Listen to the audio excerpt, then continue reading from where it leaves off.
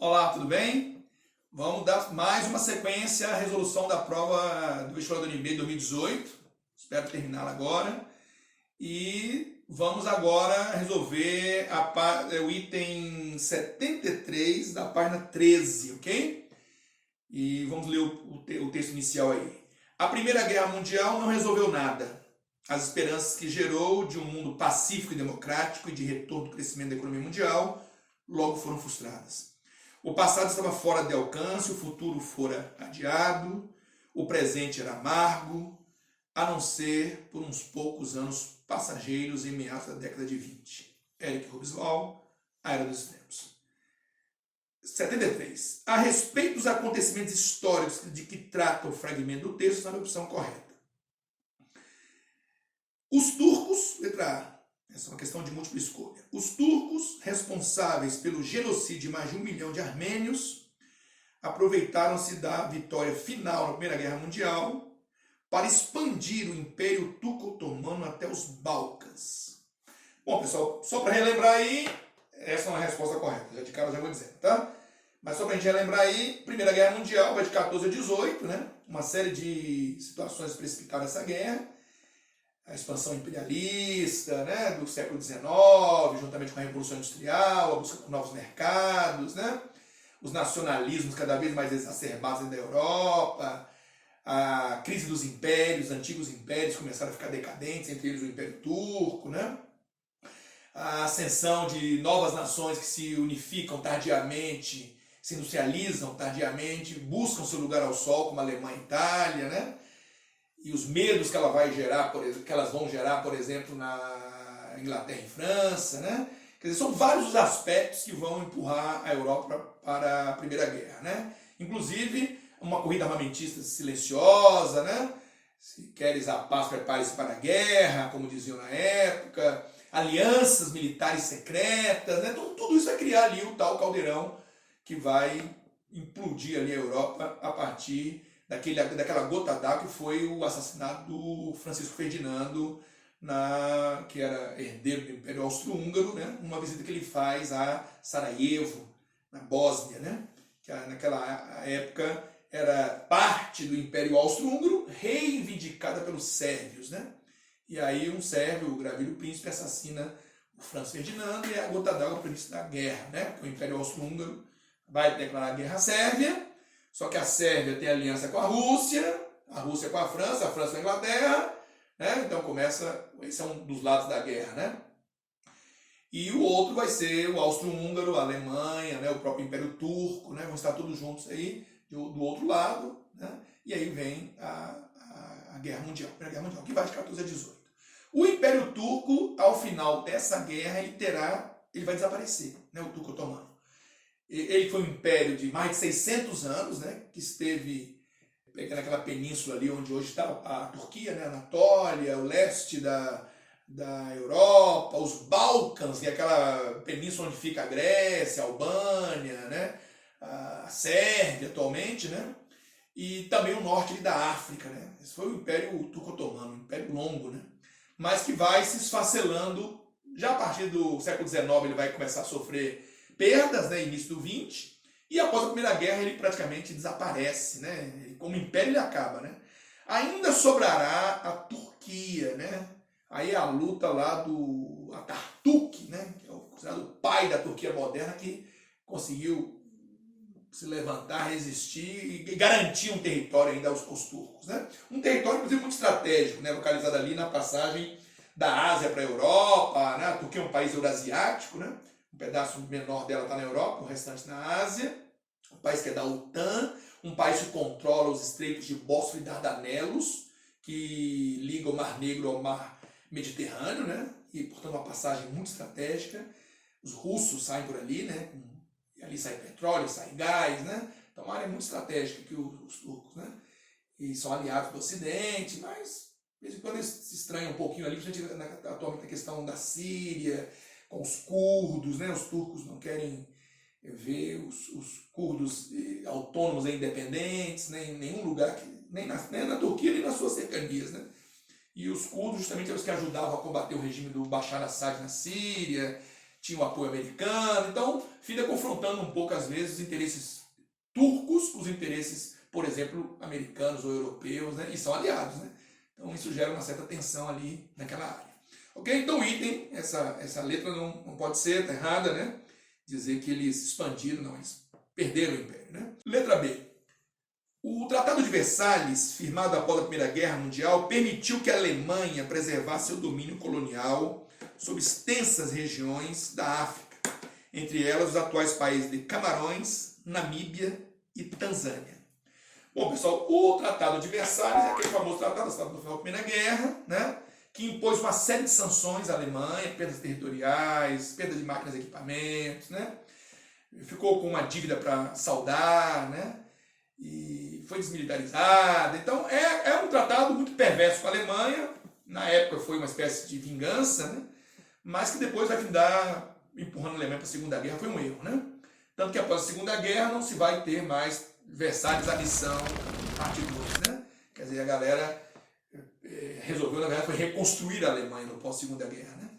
Então eles mudaram a visão. Mas no pós-Primeira foi isso. Assinado no Salão dos Espelhos, né, no Palácio de Versalhes, né, próximo a Paris, né, é o famoso tratado que ele não é o único, né, no final da Primeira Guerra. Sykes-Picot, né, Trianon, existem vários tratados, né, assinados, Lausanne, né, assinados no final da Primeira Guerra, mas nós estamos nos referindo a Versalhes. E realmente esse tratado impôs severas perdas à Alemanha, inclusive de colônias na África, né. Então, pelo mapa aí você vê, né, a região do Camarões, da Tanzânia, que tinham a influência ali alemã, foram repassadas a ingleses e franceses, né? Então, dizer que a Alemanha preservou o seu domínio colonial sobre a África, não é verdade também. Então, o item B também não poderia ser a resposta correta, né? Vamos para o próximo, item C. Após a Primeira Guerra, a divisão do Oriente Médio foi marcada pela ação imperialista da França e da Inglaterra, que mantiveram a Palestina na posse dos árabes, o que impediu o retorno de judeus para a área. Outro erro, né, pessoal? O que aconteceu? Após a Primeira Guerra, o Oriente Médio ele passa para a tutela da Inglaterra e da França, principalmente, a gente chama de mandatos britânicos e franceses, né? Por exemplo, né, a Síria, o Líbano foram mandatos franceses, né? A Palestina foi um mandato britânico, né? O Iraque, né, e tudo mais. Eles negociaram com algumas tribos árabes que apoiaram eles na guerra o nascimento de alguns territórios, né, sob tutela árabe, né, como, por exemplo, a Arábia Saudita, que é um país criado para a família Saúde, né? Por isso o nome é Saudita. Mas a Palestina, embora estivesse bastante ocupada por árabes, ela ficou, na verdade, sob tutela inglesa, um mandato britânico. E dizer que impedia a ida de judeus para lá também não é verdadeiro. Se você olhar esse gráfico que está aí, você vai ver o gráfico mostrando a ida de judeus para aquela região. Ela se intensificou muito mais depois da Segunda Guerra, quando foi criado o Estado de Israel, né, na Resolução da ONU de 47, fundada em 48. Mas não foi impedida a ida de judeus pós-Primeira Guerra. Eles já vinham vindo antes e continuaram chegando por lá. Inclusive, a chegada crescente de judeus àquela região da Palestina vai começar a gerar choques com os árabes. Os próprios judeus, geração após geração nascida e já criada ali, naquela região, porque eles já estavam vindo desde o século XIX, vai começar a se organizar em movimentos armados, inclusive, reivindicando o direito de um Estado judeu, né? E aí os alvos são árabes, são britânicos, né? Como grupos como Haganah, né, por exemplo, que se formaram naquela região. Então, não é correto dizer que impedia a ida de judeus para lá. Então, essa também não poderia ser, né? E por último, a letra D, que vai ser a correta, né? Só sobrou essa. A ascensão de regimes fascistas na Alemanha, na Itália e na Espanha, no período entre guerras, foi um dos desdobramentos dos efeitos da Primeira Guerra, da expansão do socialismo e da grave crise econômica vivida nesse período. Corretíssimo, né? Pois a Primeira Guerra que você vai ter, né? A reconstrução da Europa. Os Estados Unidos, que participaram da Primeira Guerra, saíram dela muito bem, né? Economicamente, politicamente, produzindo igual gente grande, né? Veio aí o o Fordismo dos anos 20, que catapultou a produção americana mais ainda. Só que a Europa, uma década depois do final da Primeira Guerra, ela já estava produzindo e passou a ficar mais protecionista e diminuiu a demanda por produtos americanos. Só que os Estados Unidos estavam cegos pelo liberalismo, né? O mercado que se regule, né? E aí eles tiveram uma crise de superprodução nos Estados Unidos que levou à Grande Depressão dos anos 30, crise 29, né? O crack da Bolsa de Nova York, que mergulhou, não foram apenas os Estados Unidos, também o mundo, e para a Europa foi muito prejudicial, que essa crise bateu na Europa no momento que ela estava tentando se reerguer, e isso empobreceu, desemprego, desesperança, e aí os regimes nazifascistas vão começar a ganhar espaço lá dentro, né? Porque diante de uma Europa com dificuldades, né?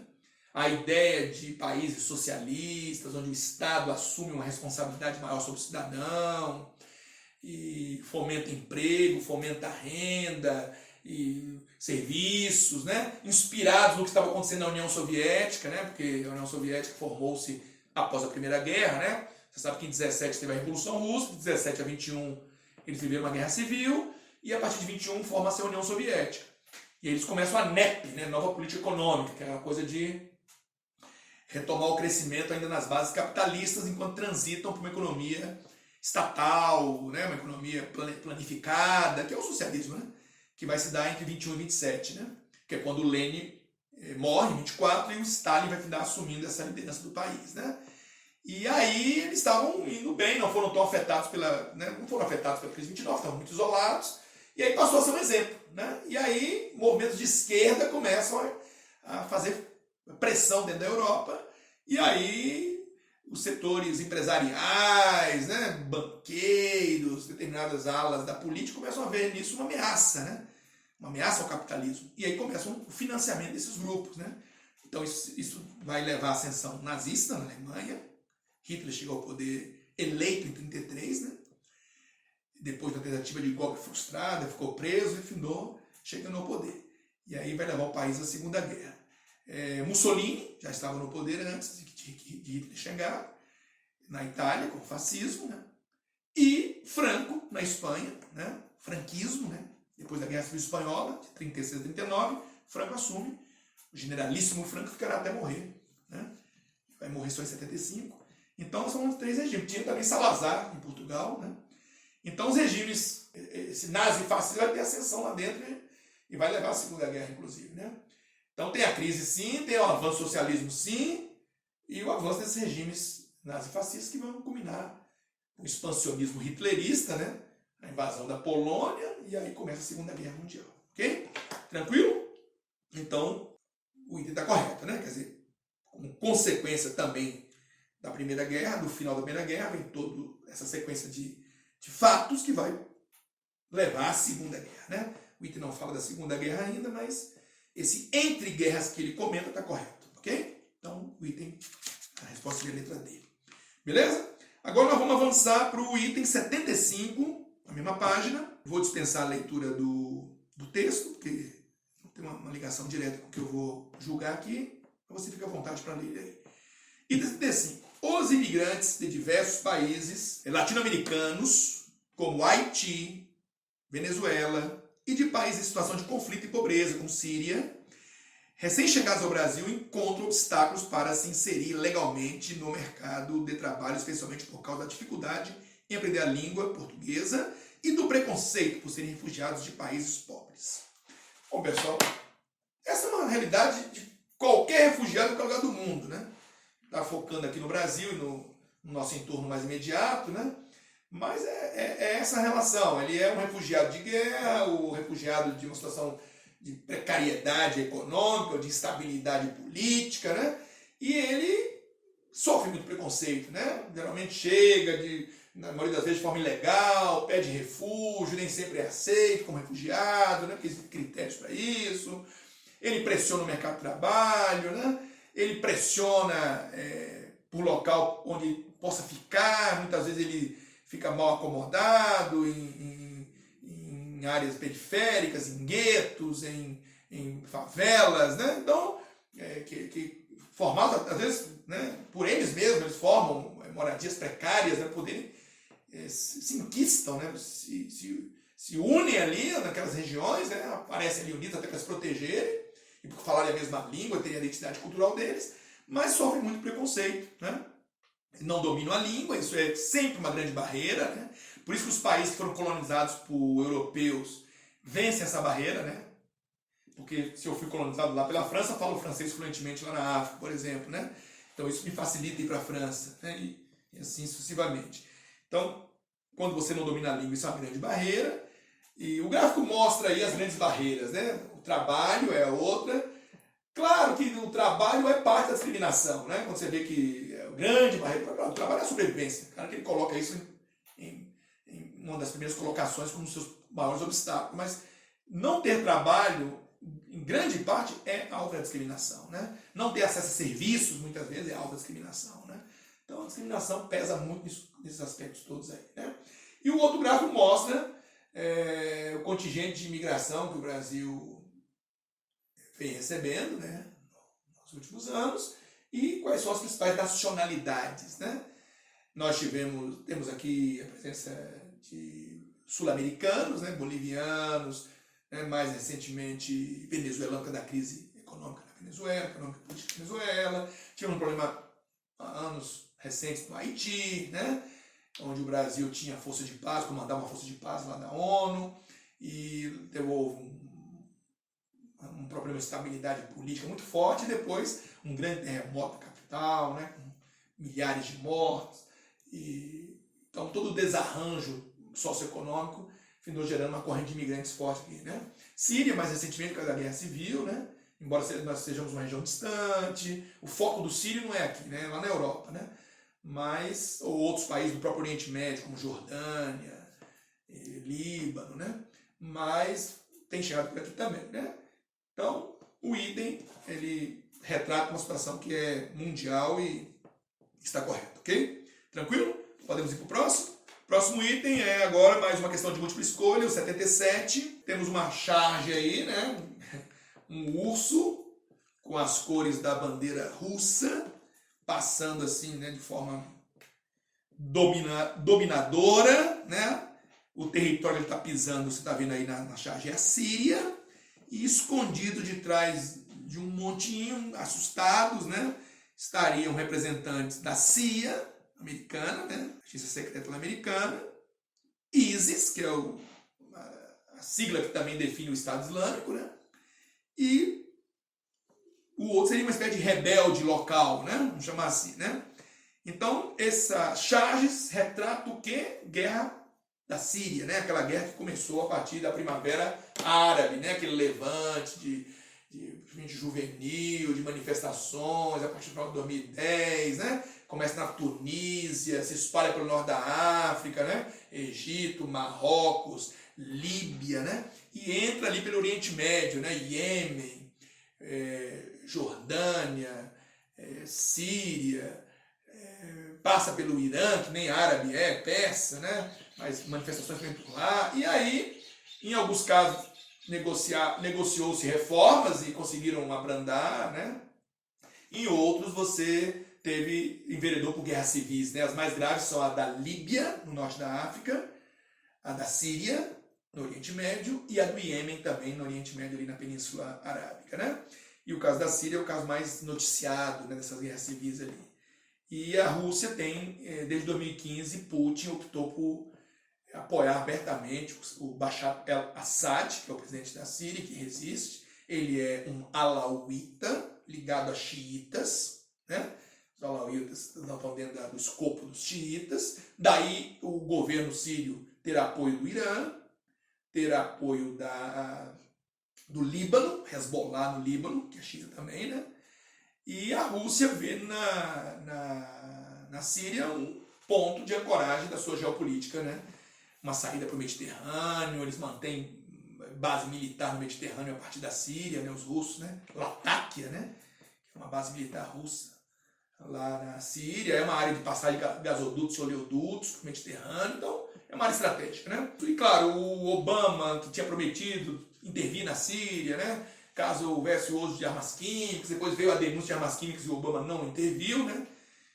famosa linha vermelha, né, que ele disse, não passa a linha vermelha, senão, e ele não o fez, criticado amplamente pelo Trump, por isso que o Trump depois que assumiu, fez 2 ataques relâmpagos à Síria, né, após noticiarem ataques químicos, né, mesmo ele não querendo se envolver muito com a guerra da Síria, ele findou tendo que dar essa resposta, porque foi promessa de campanha, né. Então a Rússia está envolvida nisso, a China apoia a Rússia, e simpatiza com essa causa, embora não faça uma intervenção mais direta, né. Você tem um mapa aí que mostra, né, os aliados do regime do Assad, né, do Bashar Assad. Rússia, China, Líbano, Irã, né? E a galera que está junto com os Estados Unidos, a Europa, né? A Turquia, né? A Arábia Saudita, que é aliada americana, que são apoiam os rebeldes que querem derrubar esse governo, os rebeldes sunitas, né? Que aí a guerra se transformou em uma guerra do governo alauíta contra os rebeldes sunitas, né? E aí nesses rebeldes também, galera, é uma salada, né? Aí você tem ISIS, né? O Estado Islâmico que é sunita, você tem Al-Nusra, que é um outro grupo, você tem os curdos, que são sunitas e lutam contra o governo que querem a autonomia, né, do Kurdistão, né, de uma região lá dentro da Síria, como reivindica em outros países, né, na Turquia, no Irã, no Iraque, na Armênia. Né. Embora os curdos lutem contra o Estado Islâmico, né, quer dizer, o fato do Estado Islâmico lutar contra o governo não faz dele aliado dos demais que lutam contra o governo. Né. Então, os Estados Unidos, a Europa, a Arábia Saudita, esses todos lutam contra o Estado Islâmico, além de lutar contra o governo. Né. Então, é uma situação bem complexa ali na Turquia, né. Mas da Turquia nessa guerra da Síria, né? Mas vamos aos itens que você vai entender melhor, ok? Só fiz um apanhado para você poder se situar. Letra A. A China tem intervindo, né? Militarmente no conflito, em apoio ao regime sírio de Bashar al-Assad, o que na charge é representado pelo urso. Claro que não, né, pessoal? O urso é um símbolo dos russos, né? Sempre foi, né? E as cores que estão pintadas no russo são da bandeira russa, né? Então não tem nenhuma relação com a China, embora a China apoie o governo, mas não tem nem intervenção militar e nem está representado na charge. Letra B. Na guerra da Síria, países como Irã, Arábia Saudita e Turquia oferecem apoio militar ao regime de Bashar Assad, enquanto Israel e Líbano apoiam os grupos rebeldes. Completamente errado, né? Irã apoia o governo. Sim. O regime do Bashar Assad. A Arábia Saudita não, apoia os rebeldes.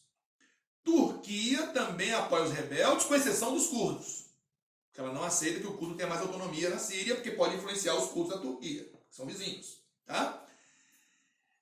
Israel mantém territórios da Síria sob ocupação, colinas de Golã, desde a guerra de 67. Israel luta contra o Hezbollah do Líbano, que por sua vez apoia o governo. Então Israel não é que apoia diretamente os rebeldes, mas não apoia o governo e inclusive ataca diretamente um dos que apoiam o governo, que é o Hezbollah. Tá? Então o item está completamente errado. C. Embora os Estados Unidos da América permaneçam neutros em relação ao conflito da Síria, o temor de que essa guerra desestabilize o Oriente Médio pauta a atual política externa norte-americana. Pessoal, primeiro ele não é neutro, né? Desde a era do Obama, que o Obama apoia os rebeldes. Não foi para lá diretamente da guerra, mas apoia os rebeldes. O Trump é quem tem dito que vai se retirar dessa guerra, porque acha que essa guerra é uma guerra que não faz sentido para os Estados Unidos. Mas, por enquanto, ainda apoia os rebeldes. Tá? Então, há uma preocupação, sim, com o aumento da influência russa naquela região. Mas dizer que o americano é neutro não é verdade, né? E a atual política externa americana, a gestão do Trump, é para reduzir a presença na Síria. E anunciou, inclusive, que vai sair de lá, né? E aí deixou os curdos à mercê dos turcos, né? Que com a saída dos americanos, os curdos foram atacar os curdos na fronteira, na Síria, né? Na fronteira com a Turquia, né? Para afastá-los da fronteira. E os curdos ajudaram a combater o Estado Islâmico. Então, situação bem complexa. Então, esse também está errado. E o próximo, letra D, que é quem vai sobrar para ser a verdadeira, né, certa, correta. Entre os grupos contrários ao regime de Bashar Assad, envolvidos no conflito da Síria, estão Frente Rebelde Al-Nusra, considerada terrorista pelo Ocidente, e o ISIS, que é o Estado Islâmico, grupo jihadista islamita, formado por terroristas provenientes de diversos países. Lembra que o Estado Islâmico se formou lá no Iraque de uma dissidência, né, da Al-Qaeda iraquiana, né, cresceu dentro do Iraque, depois atravessou a fronteira para a Síria, né, e ampliou bastante, né. Na era do Obama, o Obama focou no combate ao Estado Islâmico e o Trump continuou, então isso promoveu uma redução drástica da área sob influência do Estado Islâmico, ele praticamente foi derrotado, né? Mas realmente a presença desses dois. Pode ver o mapa aí da Síria, que você vê a presença, né, do Al-Nusra, né, que é esse marrom mais fortinho aí, e do Estado Islâmico, né, que está aí essa cor mais próximo do vermelho aí, né? Deve ser o quê? Não é vermelho não, mas é o que você está vendo próximo ao vermelho. Ok? Tranquilo? Beleza? Vamos para a próxima? Fechamos essa questão? Próxima questão. Agora o próximo item. É 80 página 14. As consequências da ditadura militar no Brasil, de 64 a 85, diferenciam-se dos efeitos do período salazarista em Portugal por dois motivos. Pela permanência da memória das violências praticadas, o que até hoje impede manifestações de apoio à ditadura no Brasil, e pela criação da Comissão Nacional da Verdade, que possibilitou o julgamento e a prisão dos militares envolvidos em crimes de tortura no país. Bom, pessoal, esse item aqui, o salazarismo lá em Portugal, foi derrubado, na verdade, pelos militares, né? Eles é que derrubaram o salazarismo. Aqui não, aqui foi um movimento direto já, né? Veio a crise do petróleo, que gerou uma crise econômica no país, os militares resolveram fazer a transição, veio o movimento das diretas já, inclusive não conseguiram aprovar a tempo para as primeiras eleições, né? Do Tancredo Neves, que falece da posse do lugar ao Sarney, que é o primeiro civil, né, na transição. Então, aqui a transição se deu por essa via. E outra coisa, dizer que impede manifestações de apoio à ditadura, infelizmente não, você está vendo isso aí claramente no Brasil atualmente. Várias manifestações apoiando a ditadura, mandando fechar Congresso, Supremo, né? Então, embora viole a Constituição, não está sendo impedido isso, não. Está acontecendo no Brasil. Muitos dizem que é o direito de expressão, né? Um debate jurídico, inclusive, contra isso. E a criação da Comissão Nacional da Verdade, ela não julgou nem prendeu militares, apenas esclareceu os crimes de tortura, de desaparecimento, né? Tentou esclarecer, né? Tentou indenizar vítimas da ditadura, familiares, tudo mais. Mas ela não nasceu para punir. Em outros países aqui da América do Sul, sim. Mas aqui nós tivemos aquela lei da anistia no governo do Figueiredo, que anistiou para os dois lados, né? Criminosos da esquerda, criminosos da direita, militares, foram todos anistiados, né? Mas está aí, né? O balanço da Comissão da Verdade, né? E as charges aí falam um pouco sobre isso, né? Sobre a impunidade, que produziu tortura. Claro que não foram só os militares que produziram sequestros, assassinatos, né? Temos também o lado que se lutava contra o governo, né? Mas essas charges aí focam mais na questão dos militares, mas não foram os únicos. E é uma coisa que eles defendem, inclusive, que tem que ser para os dois lados, né? Se tiver que julgar. Beleza? Mas no Brasil a Comissão da Verdade não julgou nem prendeu, não, ok? Então tá errado. Próximo item, 81, após a crise econômica de 2008, que foi aquela crise, né? Começou lá nos Estados Unidos, crise imobiliária americana, né? Espalhou pelo mundo, pegou a Europa de cheio, né? Os PIGs, né? Portugal, Irlanda, Itália, Grécia e Espanha, né? Então, após essa crise, Portugal submeteu-se a uma política de restrição dos gastos públicos impostos pelo Fundo Monetário Internacional, pela União Europeia e pelo Banco Central Europeu, a qual aprofundou a crise no país, uma vez que a desindustrialização e a ausência de investimentos estrangeiros tornou-o ainda mais dependente dos empréstimos dos países centrais da Europa, como França, Reino Unido e Alemanha. Bom, pessoal, esse item ele fala da crise que se abateu sobre a Europa a partir dessa crise imobiliária americana. Foi uma crise forte, realmente, gerou inclusive mudança no cenário político, né? O próprio Brexit resulta também dessa crise, né? Porque se assombrou os britânicos, a crise, o desemprego, a chegada dos refugiados, né? E aí, mas Portugal teve um bom comportamento. Portugal, todo mundo fez ajuste, claro, mas Portugal teve uma austeridade tão grande, voltou a crescer, né? Não teve esse problema de desindustrialização, né? Inclusive os dados aí mostram a performance de Portugal de 2008 em diante, né? O PIB cresceu, né? O emprego voltou, né? As contas públicas se equilibraram, né? E veja que no gráfico ao lado, a austeridade em xeque ali, vê que entre 2002 e 2011, Portugal aumentou os seus gastos, né? Com proteção social e saúde, gastos públicos, né? Então não teve essa austeridade que eles estão pintando aqui, não foi nessa. Fez ajuste sim, mas veja que não foi nesse nível, né? Então o item está errado. Inclusive Portugal é considerado um bom exemplo, né, de recuperação e um regime governo socialista, que chamam de Partido Socialista, né? Mas a esquerda que teve uma boa recuperação no pós-crise, beleza? Bom, próximo item, nós vamos agora para a página 16, item 113. O uso de tecnologias produzidas pela ciência e disseminadas pelas corporações capitalistas de mercado é uma das características do meio técnico científico informacional que representa a fase atual do sistema capitalista de produção e transformação do espaço geográfico.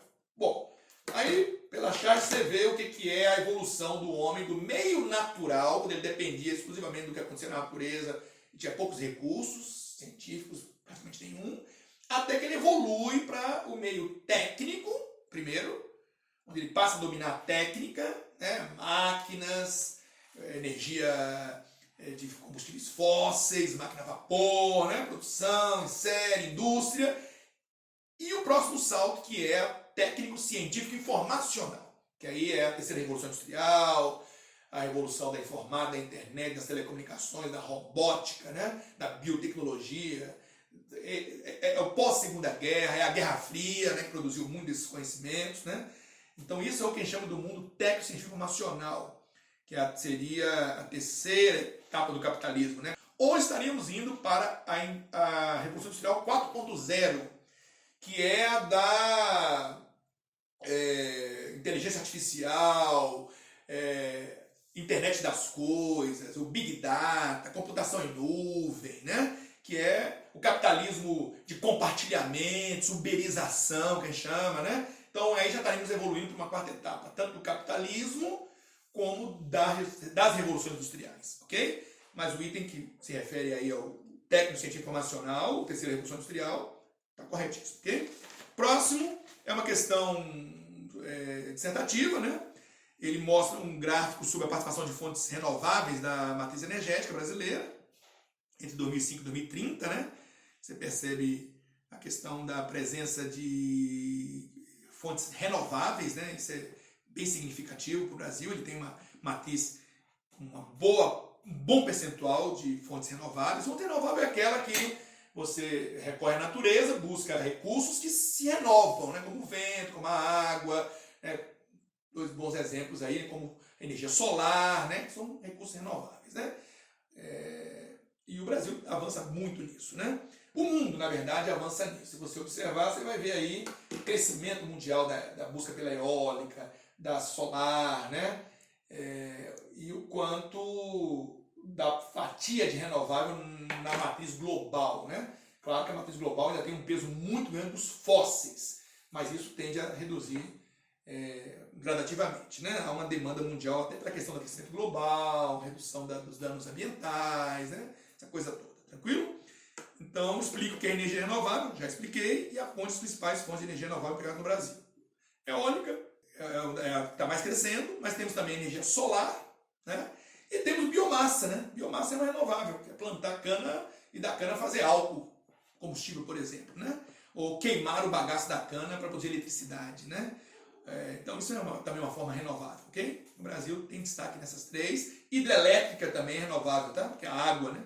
O Brasil, na matriz energética brasileira de energia elétrica, o grande peso está na energia hidrelétrica. Então o Brasil está bem nesse grupo aí, ok? E por último, para a gente poder encerrar, nós temos mais uma questão de fusos horários. Vou ler rapidamente o texto, que é importante. A imagem precedente mostra as rotas aéreas entre Brasil e Portugal, bem como outras rotas que interligam a capital portuguesa, Lisboa, a outros países da África, na América e na Europa. Grande parte do trajeto aéreo entre Brasília e Lisboa é feito sobre o Oceano Atlântico e o percurso demora 9 horas para ser cumprido. Então, primeira informação, pessoal, o percurso entre Brasil e Lisboa, 9 horas. Guarda essa informação. Em Portugal, entre os meses de março e outubro de cada ano, vige o horário de verão e os relógios são adiantados em 1 hora em relação ao fuso horário local. Então, segunda informação, Portugal nesse período, que vai de março a outubro, não é isso? Ele está em horário de verão, adianta 1 hora lá. Preste bem atenção na segunda informação. Enquanto o horário de verão está suspenso, tanto no Brasil quanto em Portugal, a diferença entre os fusos horários de Brasília e Lisboa é de 3 horas. Terceira informação. Em condições normais de pressão e temperatura, né? Quer dizer, fora do horário de verão, seja dele ou nosso, a diferença horária entre Brasil e Portugal são de 3 fusos horários, né? Como Portugal está a leste, para leste a hora aumenta a cada fuso que você atravessa, né? Então eles têm horas adiantadas em relação a nós, ok? E agora vamos para o problema.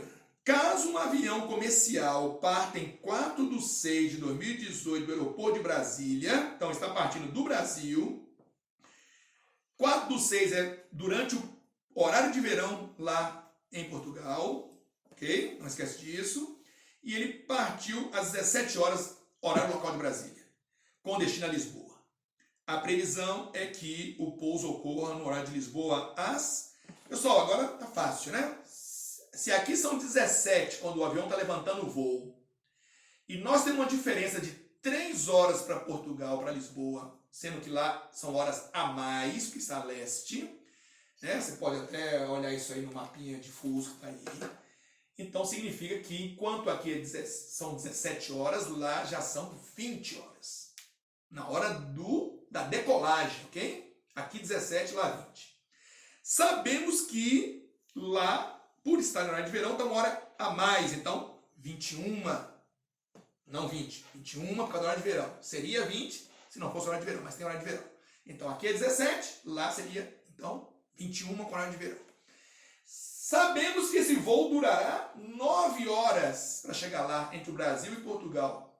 Então, é pegar a hora de Portugal, na saída aqui do Brasil, né? Aqui 17, lá 21, pegar esse 21, somar as 9 horas de voo. Você sabe que o dia termina às 24, né? Horas, né? Começa um novo dia, não é isso? Então, 21 horas em Lisboa, quando o avião está saindo de Brasília. Brasília são 17, né? 21 mais 3 vai dar 24, né, pessoal? Então, isso significa que aquele dia vai terminar. Porém, eu só viajei 3 horas. Eu preciso viajar mais 6, para completar as 9, não é isso? Então, vira de um dia para o outro, à meia-noite, às 24 horas. E temos mais 6 horas de voo, não é isso? Então, a hora que esse avião chega em Lisboa, 6 horas da manhã do dia seguinte, né? Então, veja, às 9 horas eu somei, tá? De 21, somo 9, vai dar 6. Para você não confundir, lembre-se que 21 mais 3, 24, mais 6, para completar as 9, 6 horas da manhã do dia seguinte. Certinho? Então, a resposta correta seria letra C, 6 horas da manhã. Ele no item não fala se é do dia seguinte, do dia anterior, mas seria do dia seguinte, é claro, né? Tranquilo? Esse é o problema de fuso. Tranquilíssimo. Com certeza você vai matar.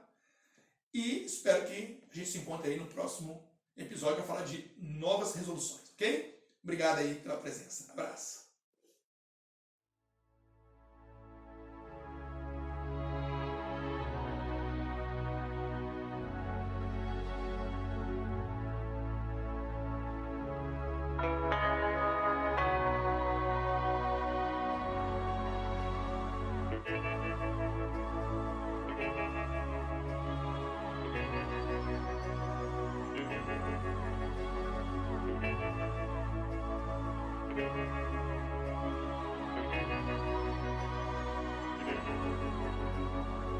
Thank you.